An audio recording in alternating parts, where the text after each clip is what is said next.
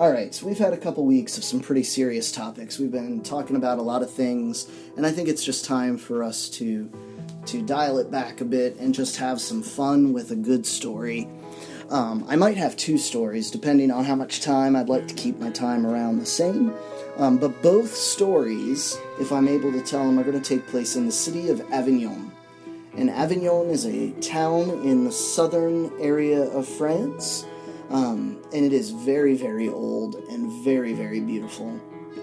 Honestly, when I first found out that I was doing a study abroad and going to France, I was kind of disappointed that I was going to be assigned to Avignon. I was really hoping for Paris because a lot of us, here in America, we spend so much time immersed in the idea of Paris. Paris is the city of love, it is the city of lights. Everything good and beautiful and romantic is in Paris. And so, for a long time, I just didn't even really conceptualize that France had anything else. So when I found out that I wasn't going to Paris, I was really disappointed. But that all changed the moment I arrived. And when I saw the city of Avignon, it really didn't take me long at all to fall in love with it. It is a very French town, in my opinion. Now, I know the French who live there probably think otherwise, but that's okay. I don't mind having a slight disagreement with them. So, some cool things you should know about the city of Avignon.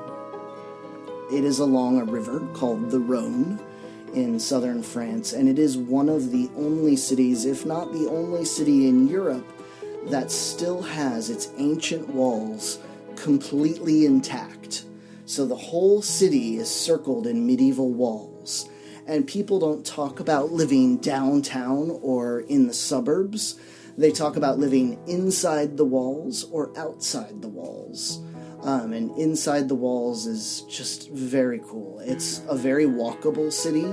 Especially inside the walls, you don't need a car to live there and go to the places that you need to go. And you enter inside the walls through its ancient gates. I mean, the gates aren't there. The roads are built in the place where the gates are. Maybe the gates are lifted up and I just never noticed, but just a really cool effect. And there is actually a little tourist area where you can actually walk along part of the wall. Very cool city. It's a circle, so it's very difficult to actually get lost.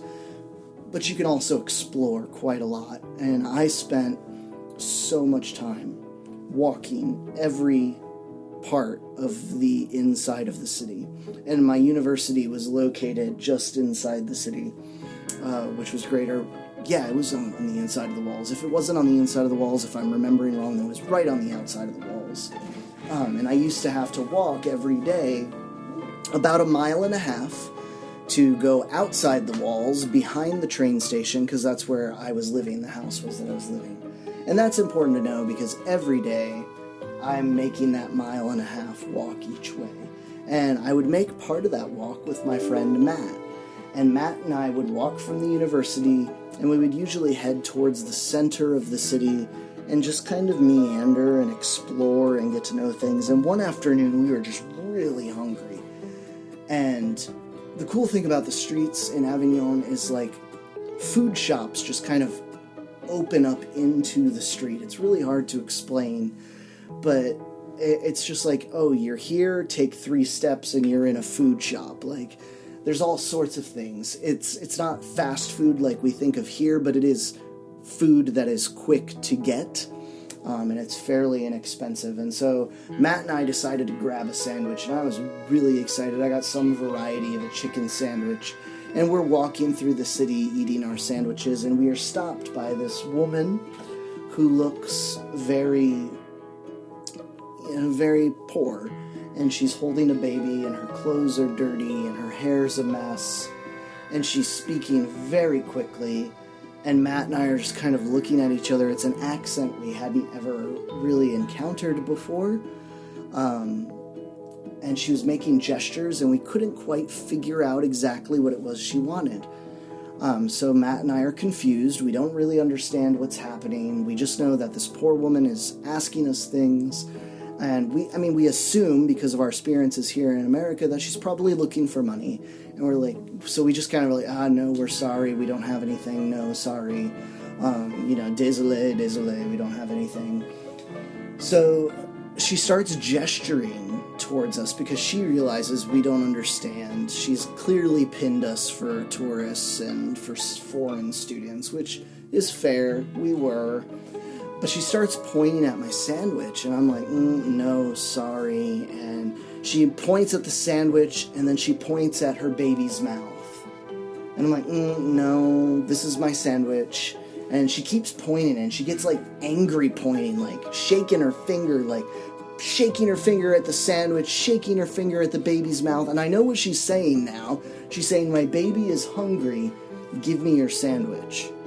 And so I just keep saying, c'est moi, because I couldn't say it was mine, so I just kept saying it is me, which was wrong, but I'm like, it's my sandwich, I just, like, I'm not giving up my sandwich, and basically, like, in our untranslated dialogue, she's like, no, I need that sandwich, my baby is hungry, give me the sandwich, and I'm like, no, I'm sorry, no sandwich, my sandwich, want to eat my sandwich, and Matt, I think at this point, Matt is just pulling out his popcorn, and kind of watching this experience and maybe helping with a word here or there. Between the two of us, we could communicate pretty well. So in the midst, I look over at Matt, and in the midst of all this, all of a sudden I don't have my sandwich anymore, and the woman is gone.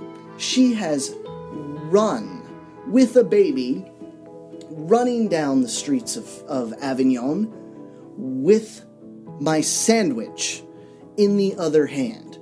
She waited until I turned to look at Matt, and she yanked my sandwich out of my hand and ran with my sandwich. So I was really, really confused and super upset. But a gypsy stole my sandwich. Who gets to say that kind of thing, that kind of sentence? A gypsy stole my sandwich. Now, some of you are thinking gypsy, and you're probably thinking like Hunchback of Notre Dame and the gypsies who danced and performed at the carnival and the festivals. And that's not entirely wrong, but gypsies are a demographic of people in France who are typically migrants, and they come from a life of poverty. A lot of them will panhandle. They will try to get money from people to make a living. They live usually outside of the cities, and they come into the cities during the day. If you go to Paris, you'll probably meet some gypsies on the subway. They will play music. They will try to hand you things. Number one rule in France is if somebody you don't know tries to hand you something, even if it's a little piece of paper, you don't take it, because that means you bought it. Okay, there was a person who handed a little business card to a man on the subway in Paris. The man didn't know. He took the business card, and the woman started demanding money for his acceptance of the business card. Okay, so if somebody hands you something in a foreign country and you don't know them, or you're not expecting to receive a thing like a sandwich, don't take it, because they expect money in exchange for whatever they handed you, including little trinkets. And if they say, oh, it's a gift, let me show you this thing, it's not a gift. Okay, they want money for that thing. So that is my first story of the day. The gypsy stole my sandwich. I never saw her again. I'm not sure the baby ate my sandwich. I don't even think the baby had teeth. But my sandwich ran off down the road. And that just makes me hungry to think about. Which brings me to my second Avignon story, which takes place in my first week in Avignon. So my language skills are still real iffy, real questionable. But along my walk, remember, 1.5 miles from the house to the university every day. And on my walk, I discovered a little chocolate shop. And I love fancy chocolates, bougie chocolates. Man, take me to the mall. I'm going to be in the Godiva shop getting a little piece of expensive chocolate. It is exquisite. Not Hershey's. Hershey's chocolate, honestly, let's be real, it's awful. It's not chocolate. Okay, but little truffles, little chocolate truffles. I fall all over for them. So I'm walking to school one morning, and I stop in the chocolate shop, and it was an impulse, so I didn't take the time to think about the words I would need in the chocolate shop. And I'm mesmerized as I'm looking at all of these beautifully crafted chocolates. Little pieces of chocolate truffles, different flavors. And so the woman comes up and she says hello to me. And so the woman says hello, and I respond back with hello.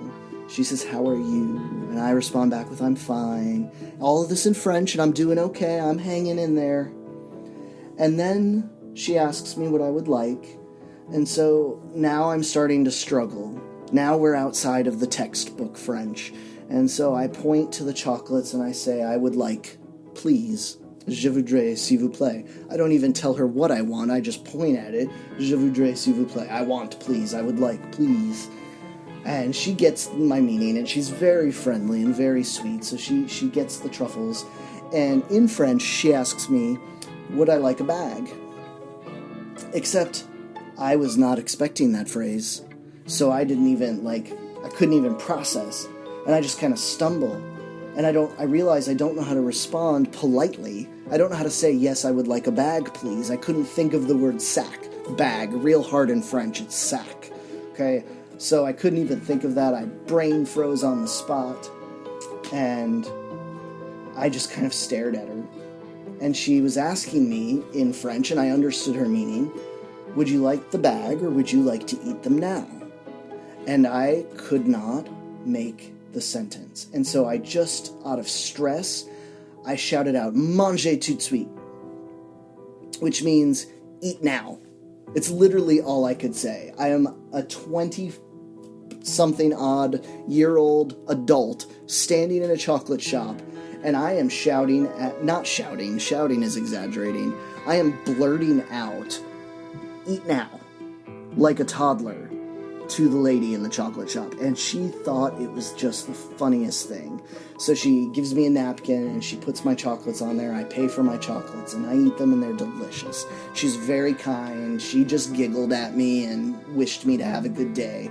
Which, by the way, they don't tell you this in the textbook, but everybody in France says bonne journée at the end of a transaction. So when you leave a store, when you get off the bus, bonne journée. Okay, and they don't tell you that, but it's really important part of their daily interactions to say bonne journée at the end of it. And they know if you're really serious about studying your French, whether or not you say bonne journée, because it's not in the textbooks. And so when you get over there, they know you're a tourist because you don't say bonne journée at the end. So it's a super polite thing to do, even to the bus drivers when you get off the bus. Make sure you say bonne journée. Even if it's nighttime, it's better than nothing. Okay, so anyway, my mangez tout de suite. So it kind of became this thing. Like, I would go into this chocolate shop. It became on a regular basis. I would go in maybe once or twice a week. And the woman was so gracious, and it was really funny because she would say bonjour, and I would say bonjour, and she would look at me and she'd go, mangez tout de suite? Oui, s'il vous plaît, I want to eat now, please. And it just kind of became a thing. But it also taught me to not be afraid to take a risk in language. And so long as you're polite and so long as you're trying, people really do respect the effort that you give in language. So I hope you enjoyed my 2 short stories for this week. I know there's not really any meaningful thread connecting them together other than food, right? I ate some chocolate and I did not eat my sandwich. So I hope you guys have a great day. Hit like, subscribe, all those stupid things people tell you to do at the end of a YouTube video. Get yourself some chocolate, a chicken sandwich, and I'll see you next week.